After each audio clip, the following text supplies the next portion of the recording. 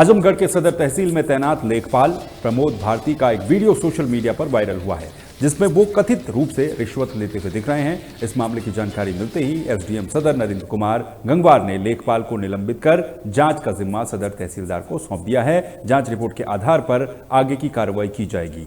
तो ये वीडियो आप देख सकते हैं किस तरह से एक लेखपाल के रिश्वत लेने का ये मामला सामने आया है आजमगढ़ से, जहां पर इस वीडियो के सामने आने के बाद कहा जा रहा है कि कथित रूप से बताया जा रहा है कि रिश्वत दी जा रही है और अब इसके बाद इस पूरे मामले में जांच बिठा दी गई है। मेरे संज्ञान में कुछ आधे एक घंटे पहले आया एक लेखपाल है हमारा, जो जिनके द्वारा पैसे लेते हुए सीसीटीवी की एक वीडियो संज्ञान में आई है। संबंधित जो लेखपाल है उनको तत्कालिक प्रभाव से निलंबित कर दिया है और जो तहसीलदार सदर है उनको जांच अधिकारी नियुक्त किया गया है।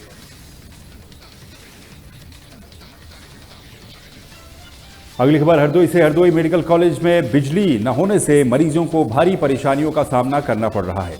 समाजवादी पार्टी के नेता रामज्ञान गुप्ता के द्वारा बनाए गए वायरल वीडियो में मरीज गर्मी में हाथ से पंखा चलाते हुए दिख रहे हैं। ये तस्वीरें भी आप देख सकते हैं। प्रशासन पर लापरवाही का आरोप उनके द्वारा लगाया गया और ये कहा गया कि बिजली न होने से लोगों को दिक्कतों का सामना करना पड़ रहा है। ये आप तस्वीरें देख सकते हैं। ये हरदोई के मेडिकल कॉलेज की तस्वीरें हैं, जहां पर वार्डों में मरीज जो भर्ती हैं वो किस तरह से पंखा अपने हाथों से करते हुए नजर आ रहे हैं। बिजली न होने से परेशानियों का सामना उन्हें करना पड़ रहा है। ये वायरल वीडियो सामने आने के बाद सवाल कई तरह के उठते हैं। क्या इसी तरीके से उत्तर प्रदेश की स्वास्थ्य सुविधाएं संचालित हो रही हैं? क्या इसी तरीके से उत्तर प्रदेश में अस्पताल संचालित हो रहे हैं?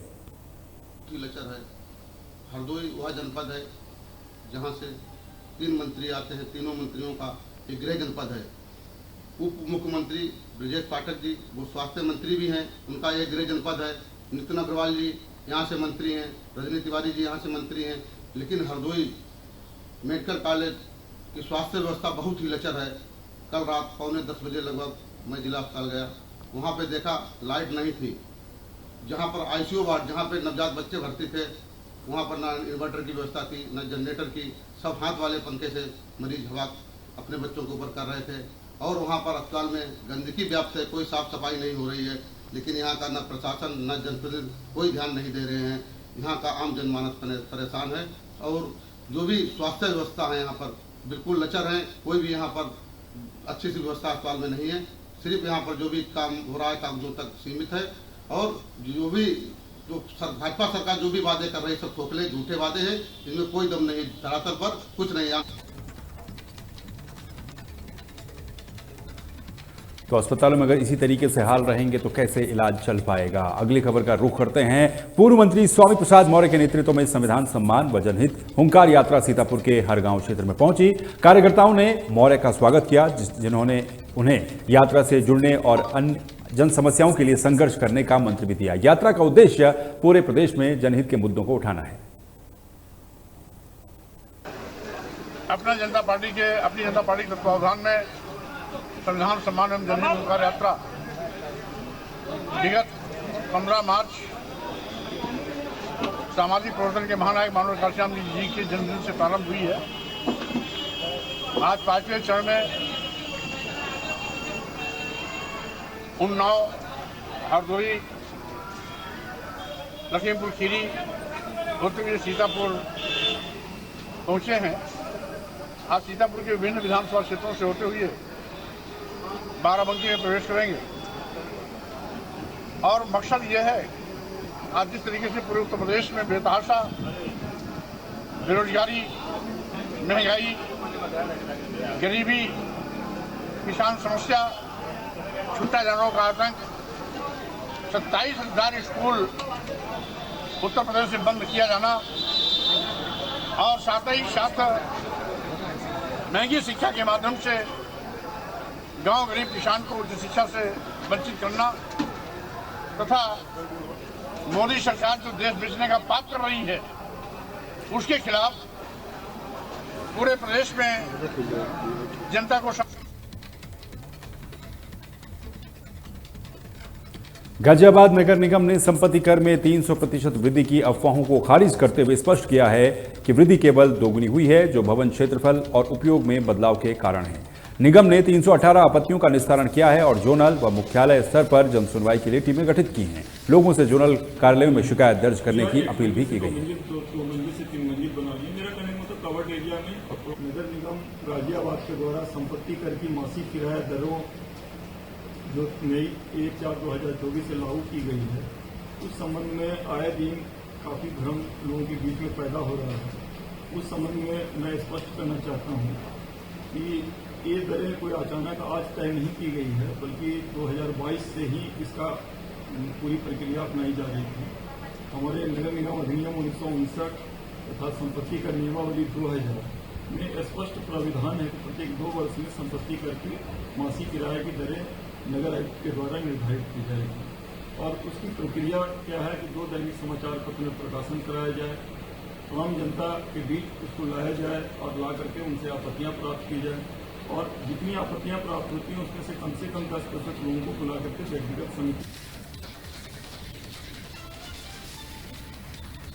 जौनपुर के बक्सा थाना क्षेत्र के गिड़ासैनी गांव में जमीनी विवाद को लेकर के 2 पक्षों में हिंसक झड़प हो गई, जिसमें एक वृद्ध की लात घूंसों से पिटाई के बाद मौत हो गई। पुलिस ने शव को कब्जे में लेने के बाद पुलिस को ग्रामीणों के विरोध का सामना करना पड़ा। एसडीएम और सीओ ने स्थिति को शांत कर शव को पोस्टमार्टम के लिए भेजा। कुछ महिलाओं को हिरासत में भी लिया गया। थाना बक्सा अंतर्गत ग्राम गढ़ासैनी में 2 पक्षों के बीच विवाद की घटना हुई थी, जिसमें एक पक्ष के केवलधारी सरोज की मौके पर ही मृत्यु हो गई। इसमें जो मृतक के परिजन हैं उनके द्वारा हत्या का आरोप लगाया गया।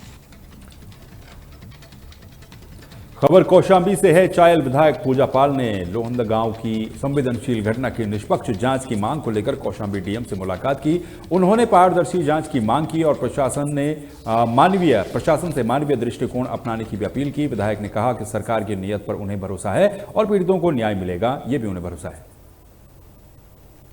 हम लोग पीड़ित परिवार के घर जा रहे थे और हम लोग पोखराज पहुँचे होंगे, तो उसी दौरान हम लोगों को प्रशासन के द्वारा रोका गया, मना कर दिया गया कि आज जो दूसरा पक्ष है जो जिधर से मृतक की तरफ से आज उनके यहाँ 13वीं है और मामला बहुत गंभीर हो गया है।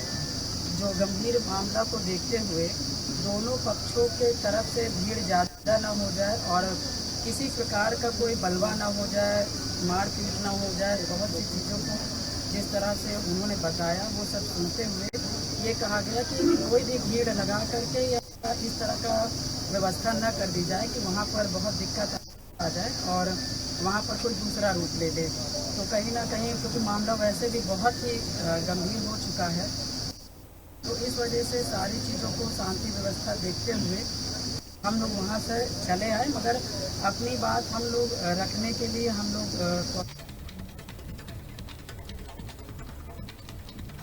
जय जवान जय किसान लोक शक्ति संगठन के जिला अध्यक्ष आनंद कुमार के नेतृत्व में सदस्यों ने मैनपुरी डीएम को ज्ञापन सौंपा। ज्ञापन में पतरा को ब्लॉक बनाने और उड़न पडरिया में बाईपास के लिए अधिग्रहित भूमि का सर्किल रेट बढ़ाने की मांग की गई। डीएम ने ज्ञापन शासन को भेजने का आश्वासन दिया है। तो ये पूरा मामला आपको बता दें मैनपुरी से सामने आया है, जहां पर लोक शक्ति संगठन ने डीएम को ये ज्ञापन सौंपा है और कई तरह की मांगें भी उनके द्वारा डीएम के सामने रखी गई हैं।